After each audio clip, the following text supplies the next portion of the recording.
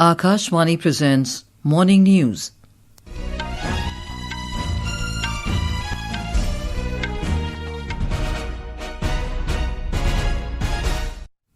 Good morning, I'm Anuja Kumar. The headlines. Union Cabinet approves 4 multitracking railway projects covering 8 districts of West Bengal, Odisha, Tamil Nadu and Andhra Pradesh. Cabinet also clears 4-laning of Muzaffarpur-Sitamarhi-Sonbarsa section of NH22 in Bihar. Union Home Minister Amit Shah to chair Southern Zonal Council meeting at Kovalam in Tamil Nadu this morning. 4th round of India-Singapore Ministerial Roundtable to be held in Singapore today. Bangladesh to go to polls today to elect a new president.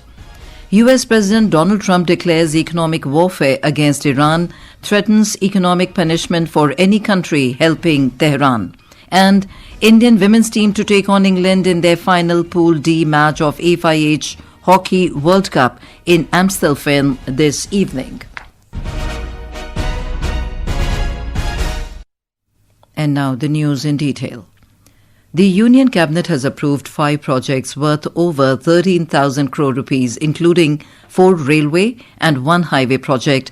Briefing media after the meeting in New Delhi yesterday, Information and Broadcasting Minister Ashwini Vaishnaw said the Union Cabinet has cleared 4 multi-tracking projects of railways covering 8 districts across 4 states of West Bengal, Odisha, Tamil Nadu and Andhra Pradesh. He said with total estimated cost of 9,450 crore rupees, the projects are scheduled for completion by 2030-31. 5 major decisions have been taken. The first 4 projects are related to the railways, while the 5th is a highway project. The first 4 railway projects include the quadrupling of the Howrah-Chennai main railway route and the quadrupling of the Cuttack-Paradeep railway line. The 5th project is the construction of a 4-lane highway from Muzaffarpur via Sitamarhi to Sonbarsa. These projects, with a total cost of 13,041 crore rupees, were approved by the cabinet today. Total 13,041 crore rupees के projects cabinet ने approve किए.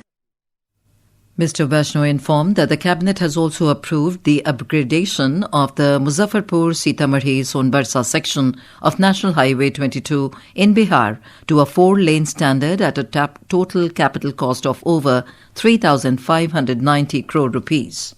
ये project पूरे बिहार के लिए The project is becoming a major lifeline for the entire Bihar. It starts from Sonbarsa on the Nepal border and passes through Sitamarhi and Muzaffarpur. It will create a complete transport artery which will benefit Bihar for many years. It is an 83-kilometer brownfield project under which the existing road will be upgraded into a 4-lane highway with an investment of 3,591 crore rupees. 591 crore rupees का investment इसमें होगा.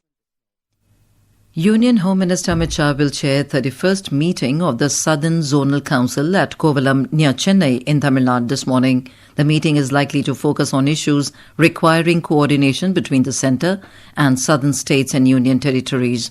The Southern Zonal Council comprises Andhra Pradesh, Karnataka, Kerala, Tamil Nadu and Telangana, along with union territories of Puducherry, Andaman and Nicobar Islands and Lakshadweep. Chief Ministers of the southern states and 3 union territories, Puducherry, Andaman, Nicobar Islands and Lakshadweep, are participating in the meeting. More from our correspondent. 6 Chief Ministers, Tamil Nadu Chief Minister Joseph Vijay, Karnataka Chief Minister D.K. Shivkumar, Kerala Chief Minister Satishan, Telangana Chief Minister Revanth Reddy, Andhra Pradesh Chief Minister Chandrababu Naidu and Puducherry Chief Minister Rangasamy are set to participate in the conference. Andaman Nicobar Islands and Lakshadweep administrators are also likely to participate in the meeting. High-ranking officials including Chief Secretaries and Home Secretaries from the respective states will also participate in the event. Discussions will be held on various key issues including interstate cooperation, economic growth, industrial investments, strengthening partnership, infrastructure development, water resource sharing, education, healthcare, information technology, disaster management, crime prevention and border disputes will be discussed in this meeting. Meanwhile, Home Minister Amit Shah was received by the BJP State President and other senior leaders last night. Later in the night, Mr. Shah also met the Chief Minister of Tamil Nadu, Joseph Vijay, in Kovalam. R. Chidambaranathan from Chennai for Akashvani News. The 4th round of India-Singapore Ministerial Roundtable will be held in Singapore today. The participating ministers from the Indian side are Finance Minister Nirmala Sitharaman, External Affairs Minister Dr. S. Jaishankar, Commerce and Industry Minister Piyush Goyal, and Minister of State for Commerce, Industry, Electronics and IT, Jitin Prasad. A report. The mechanism of ISMR is an important platform to drive cooperation, including in new and emerging areas. Its inaugural meeting was held in New Delhi in September 2022, followed by the second meeting in Singapore in August 2024 and third meeting in New Delhi in August 2025. Deliberations on advanced manufacturing, connectivity, healthcare and medicine, skills development and sustainability from these meetings drive the roadmap for India-Singapore Comprehensive Strategic Partnership CSP roadmap, which was unveiled during the visit of Prime Minister of Singapore Lawrence Wong to India in September last year. The MEA said the fourth round of ISMR will enable both sides to review the progress of various ongoing initiatives and identify avenues to further strengthen India-Singapore collaboration. The fourth edition of India-Singapore Business Roundtable that serves as a strategic and advisory forum of key business leaders will also be held along the ISMR. Meanwhile, Dr. Jaishankar met his Singaporean counterpart Vivian Balakrishnan on his arrival in the country yesterday. Payal Sharma, Akashvani News, Delhi. Defence Minister Rajnath Singh will hold a bilateral meeting with the Defence Minister of Japan, Shinjiro Koizumi, in New Delhi today. The meeting is expected to further strengthen bilateral defence relations, enhance strategic trust and cooperation, promote stability and security in the Indo-Pacific region. US Ambassador to India Sergio Gore described the Union Territory of Jammu and Kashmir as an important part of India and said the governments at the centre and in the region have taken significant steps to improve the security in the Union Territory. The US envoy was talking to media after holding a meeting with Jammu and Kashmir Chief Minister Umar Abdullah at his residence in Srinagar yesterday. Chief Minister Umar Abdullah said the meeting focused on India-US relations and areas where the United States can engage with Jammu and Kashmir. He said the emphasis was on positive engagement and future collaboration. This is Akashvani giving you the news. For quick news updates round the clock, follow us on our X handle at AIR News Alerts, and for details of these stories and more, log on to our website www.newsonair.gov.in and download the News on AIR app. Bangladesh will hold its presidential election today, with lawmakers set to choose between the ruling BNP stalwart Mirza Fakhrul Islam Alamgir and an 11-party opposition alliance candidate Colonel Oli Ahmed. The voting will take place for the first time in a presidential election after a gap of 35 years. The voting will be held at the Parliament, Jatiya Sangshad, from 2 p.m. to 5 p.m. today. The president-elect will take the oath as Bangladesh's new president tomorrow evening at the Darbar Hall of Banga Bhavan. US President Donald Trump has announced a sweeping new economic warfare against Iran.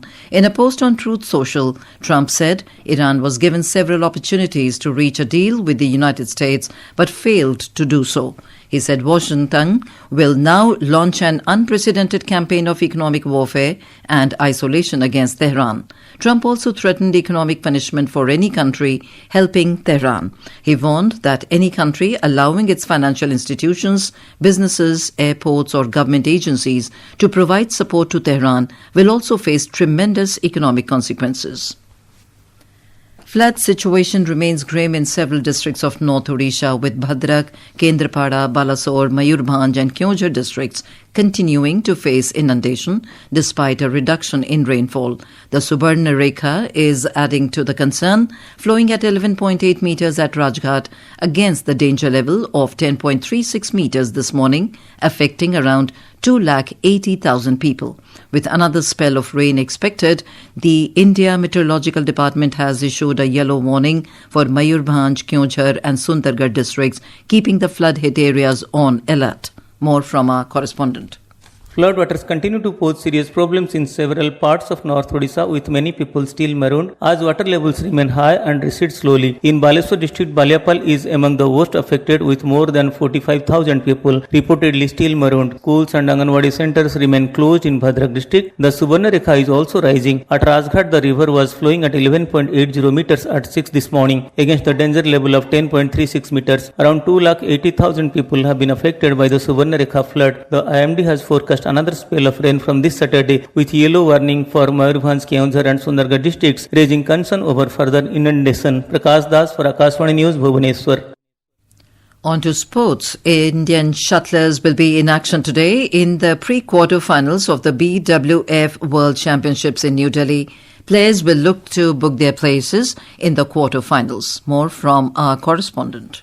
In the women's singles, former world champion PV Sindhu will take on third seed Wang Ziyi of China. In the men's singles, Indian debutant Ayush Shetty will face 11th seed Alvi Farhan of Indonesia. In men's doubles, 5th seed Satvik Sairaj Ranki Reddy and Chirag Shetty will play against Junaidi Arif and Roy King Yap in the round of 16. In women's doubles, the Indian pair of Teresa Jolly and Gayatri Gopichand will face 7th seeds Rin Iwanaga and Kai Nakanishi of Japan. Meanwhile, in mixed doubles, Dhruv Kapila and Tanisha Crasto will take on China's Guo Xinhua and Chen Fang Hui. With Bhanu Saklayan Akhtar for Akashvani News, Delhi.